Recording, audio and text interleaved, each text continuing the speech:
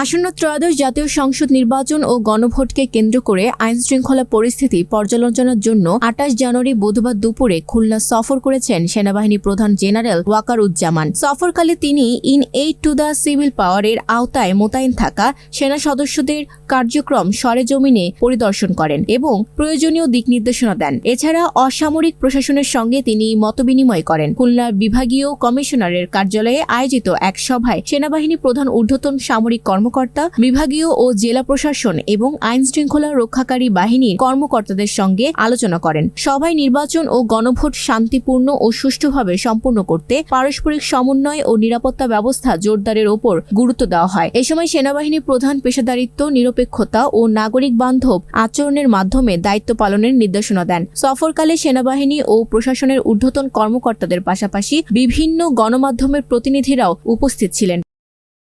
খুলনার সংবাদদাতা শান্ত শেখের তথ্য ও ভিডিও চিত্রে ডেস্ক রিপোর্ট।